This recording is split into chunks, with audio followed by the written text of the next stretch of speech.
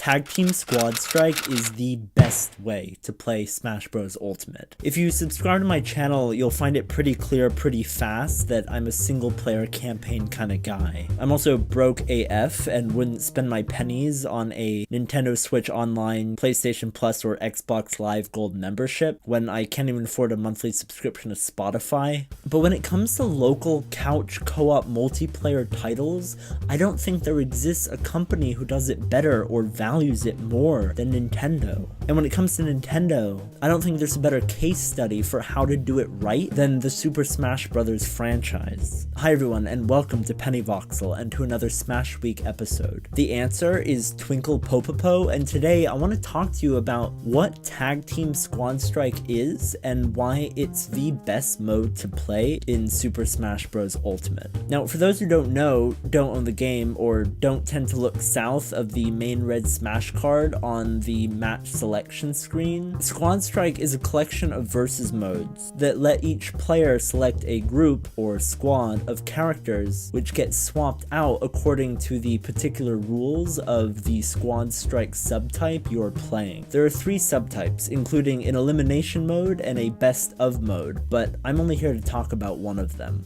the glorious first on the list Tag Team. Tag Team is a 1 to 2 player game mode only, and it works like this.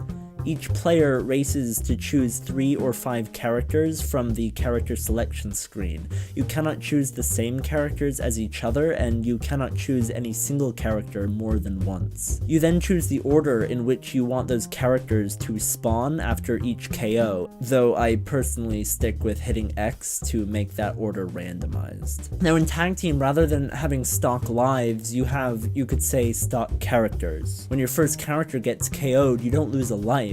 You simply switch characters out for the next one lined up in your squad. But unlike other modes in Smash Ultimate, the match doesn't reset, and instead the game seamlessly ushers your next character in, the game continues, and the opposing player's damage percentage remains intact. So that's what Tag Team is, but here's why I think all that matters. 1. This mode lets you use multiple favorite characters, but in what is essentially a single match, without any need to reload or rematch. It's a perfect seamless system that allows you to diversify your gameplay without it being cumbersome. One character goes down, the next is there to take its place. It's the difference between preemptively packing enough bags of Chex Mix on your week-long camping trip to Redwood National Park versus having to drive into town every morning to buy more because your supply keeps getting eaten by bears. 2. Following from that, this mode allows you to branch out, use characters you wouldn't otherwise use, or rather use more than just that one character you always otherwise use. You'll mature your talent across Ultimate's extensive roster and possibly discover a new favorite in the process. For me, it was the Mii Fighters because they are seriously underrated. 3.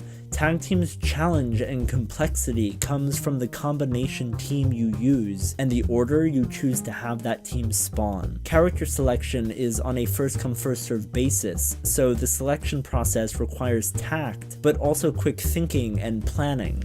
It relies on more than just picking your best character. It requires you to pick a range of characters who might have an advantage under a diverse set of circumstances. You pick your characters first and then decide on optimal matchups. Kind of like hitting the buzzer on Jeopardy and only then incorrectly determining that the answer is what is Mexico.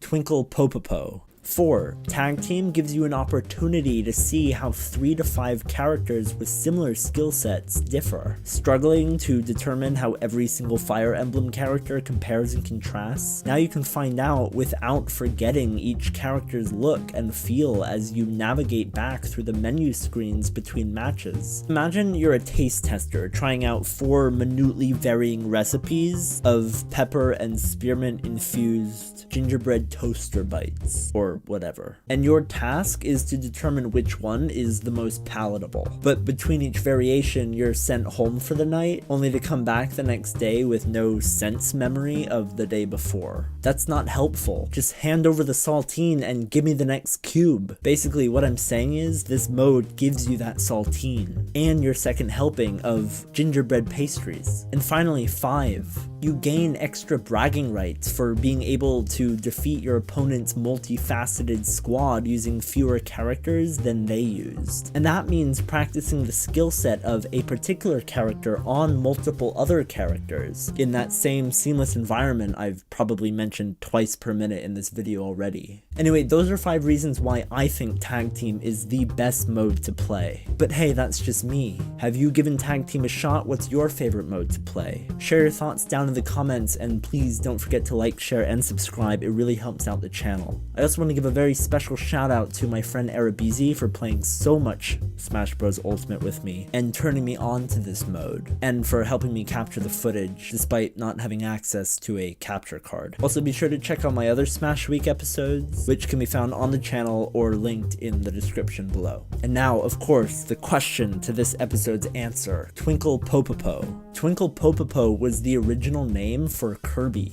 meant to be reflectively contrasting to the alliterative nature of King Dedede. Fortunately, or unfortunately, the name was swapped out before the release of Kirby's debut game. Anyway, this is Penny Voxel, thank you, and good day.